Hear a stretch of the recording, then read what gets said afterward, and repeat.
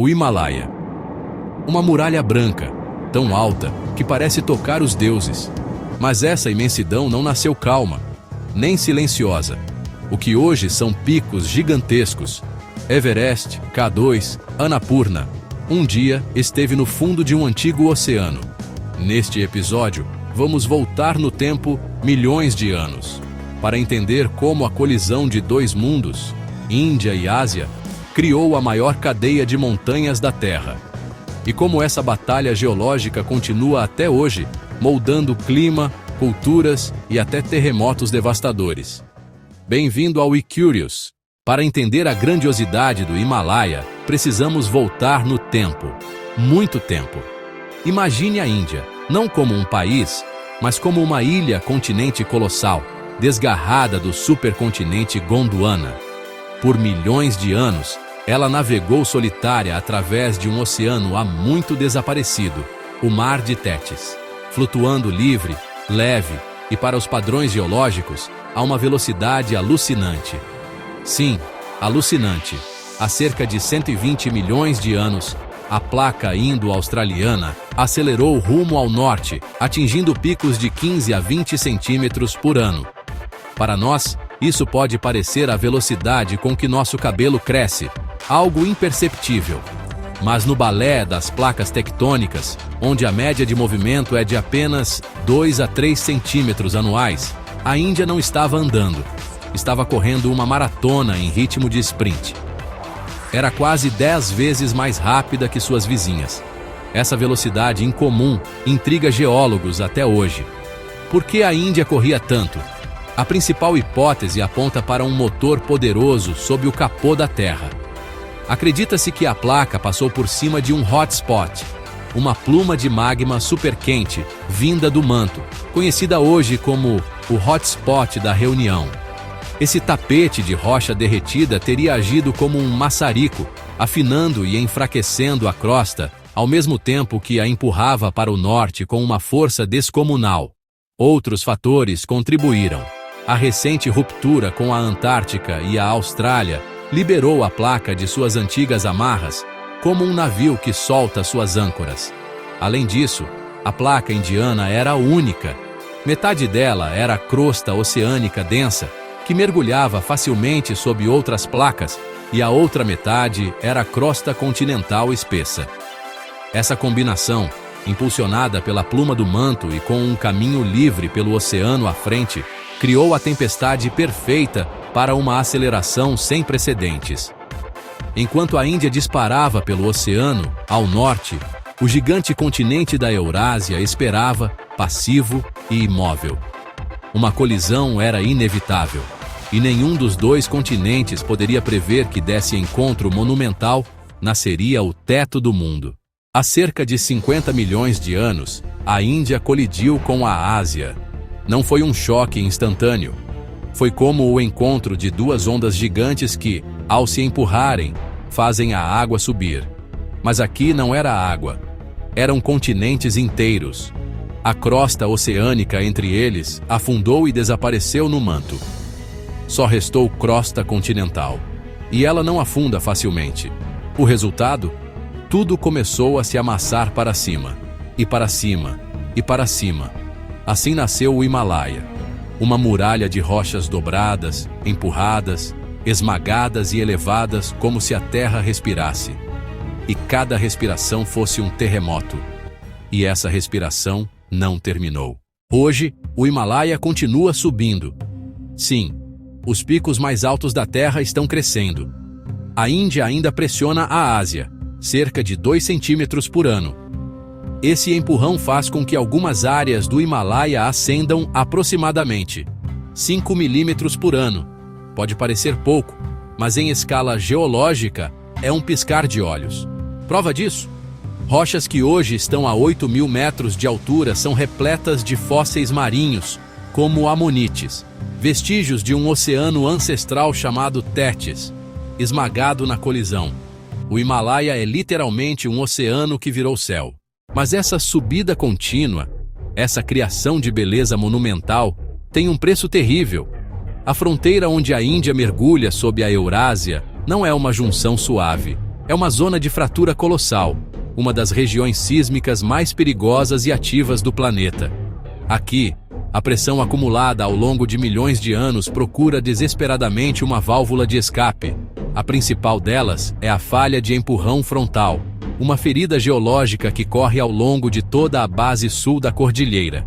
Todos os anos, a placa indiana avança cerca de 5 centímetros para o norte, e a cada centímetro, a imensa massa da Ásia resiste. Imagine tentar dobrar uma régua de metal muito grossa. Ela resiste, acumula tensão, até que, com um estalo súbito, se parte ou volta à sua forma original. É exatamente o que acontece aqui, mas em uma escala inimaginável.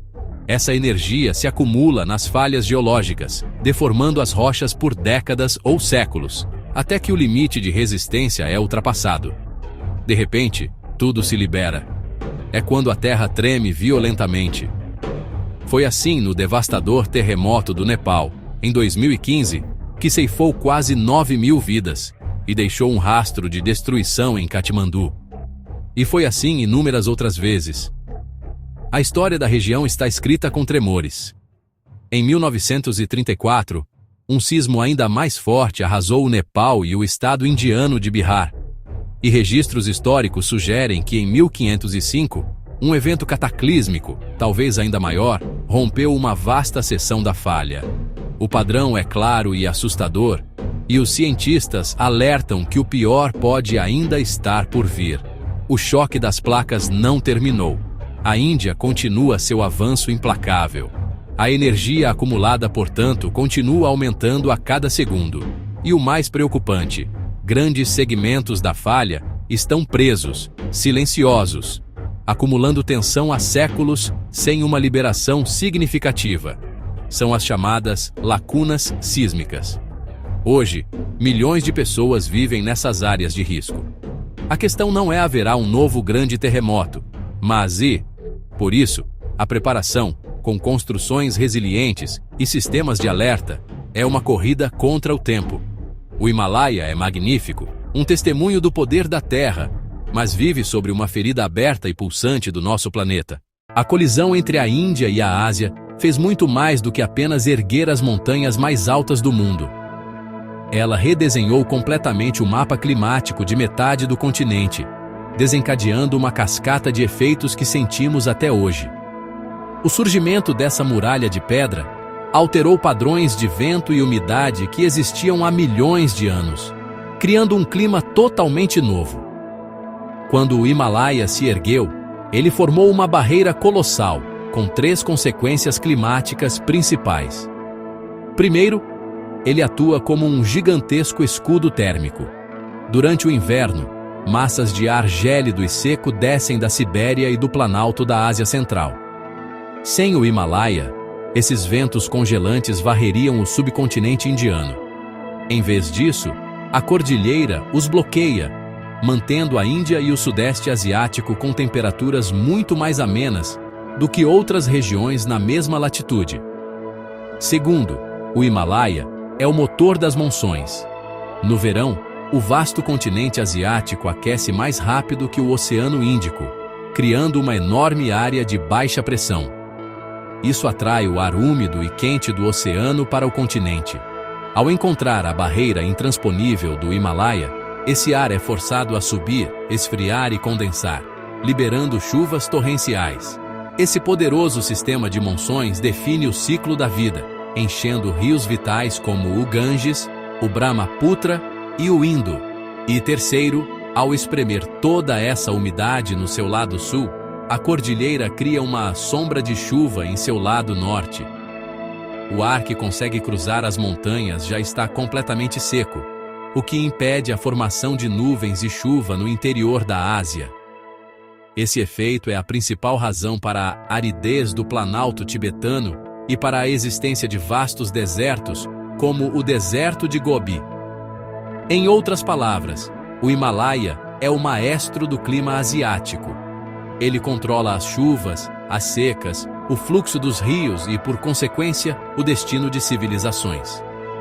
Sem essa colisão, a agricultura fértil nos vales do Indo e do Ganges talvez nunca tivesse florescido da mesma forma, e a história da humanidade naquela região seria irreconhecível. O clima da China seria drasticamente diferente, e o padrão de vida de mais de 1 bilhão de pessoas, que dependem dos rios alimentados pelas monções e pelo degelo do Himalaia, estaria em jogo. Essas montanhas mudaram tudo.